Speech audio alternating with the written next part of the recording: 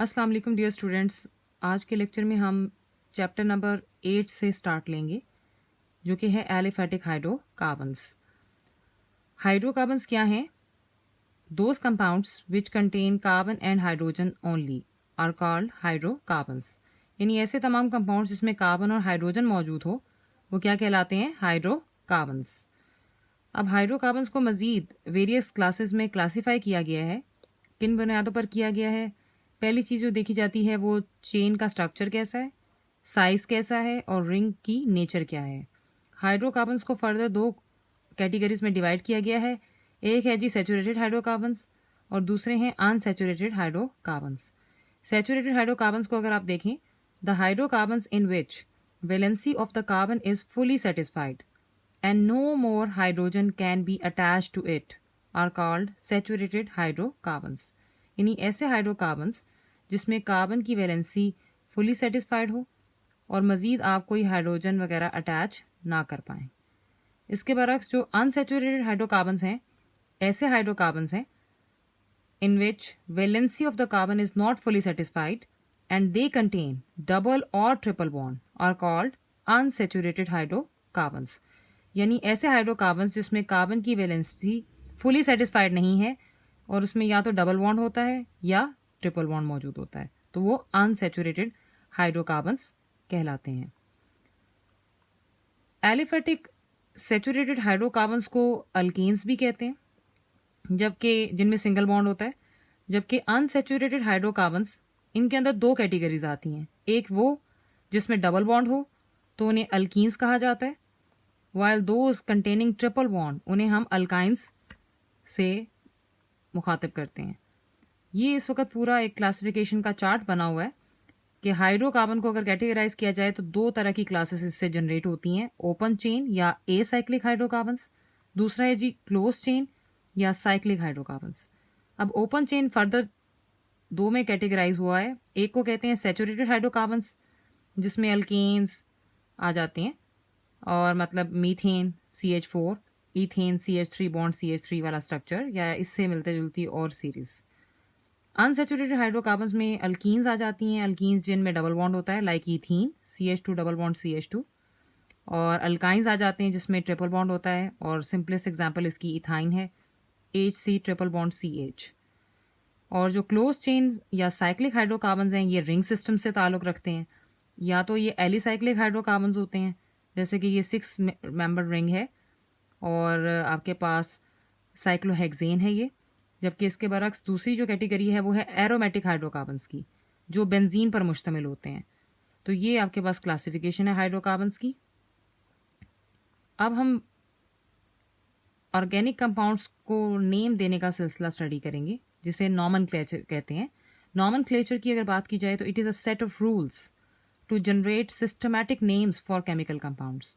यानी ये वो आपके पास सेट ऑफ रूल है जिससे आप ऑर्गेनिक कंपाउंड्स को सिस्टमैटिकली नेम देते हैं।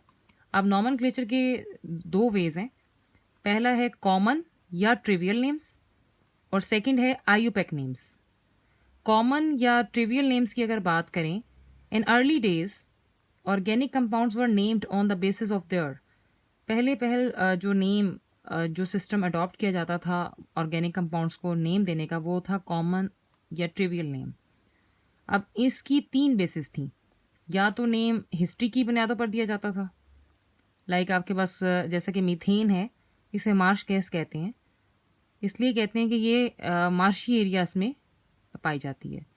सेकंड जो फीचर था जिसकी बुनियाद पर कॉमन या ट्रिवियल नेम दिया जाता था, वो था मेथड ऑफ प्रेपरेशन, कि किस वे से बना है।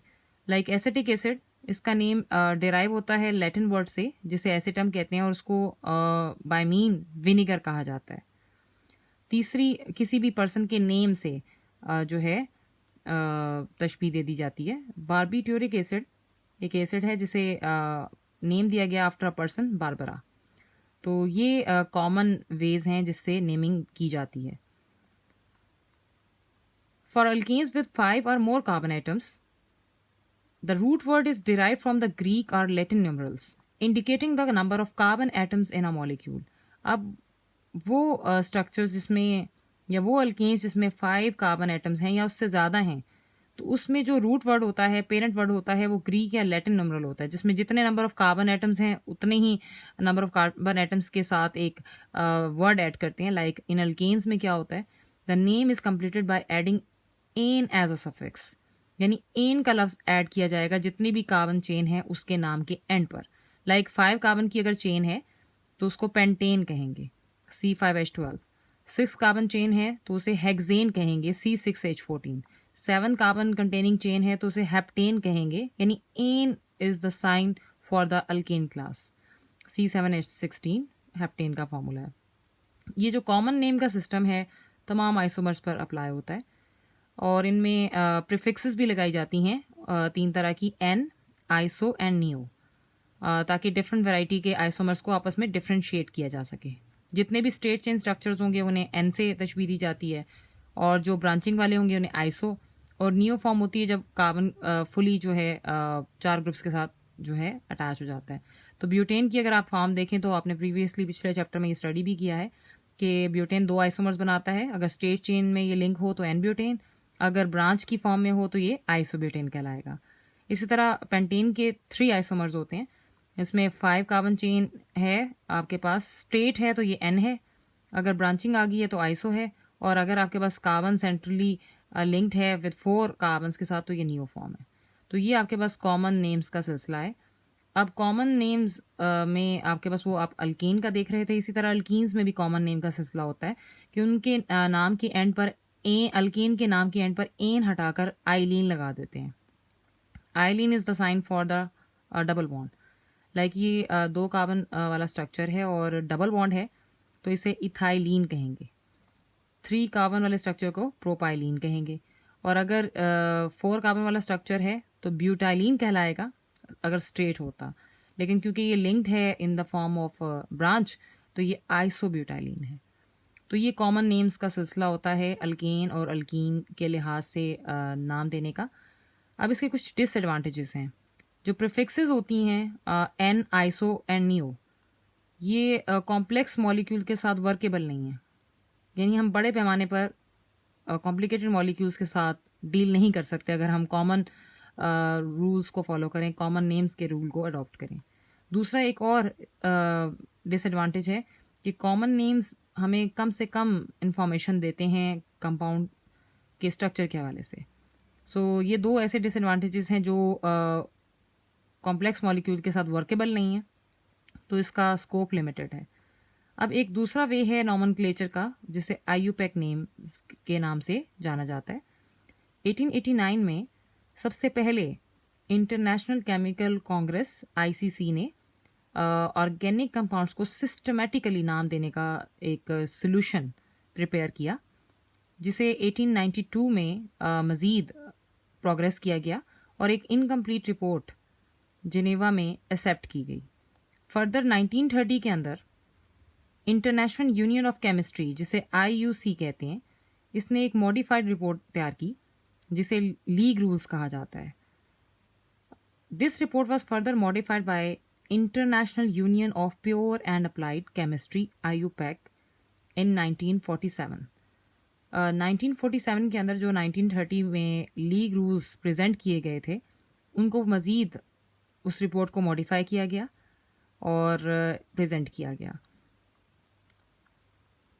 Since 1947, the Union has issued periodic reports on rules for the systematic nomenclature of organic compounds. 1947 से लेकर बार बार आईयूपैक ने पीरियोडिक रिपोर्ट्स पेश की हैं कि सिस्टमेटिकली नॉमेनक्लेचर एक प्रेजेंट किया गया कि ऑर्गेनिक कंपाउंड्स को एक सिस्टम के तहत नाम दिया जाए। The most recent of which was publish in year 1979। जो रीसेंट रिपोर्ट थी वो 1979 में सिस्टमेटिकली पब्लिश की गई। IUPAC system of nomenclature is based on the following principle.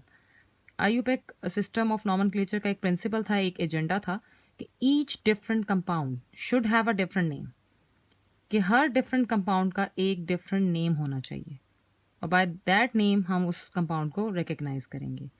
IUPAC system provides different names for more than 7 million known organic compounds।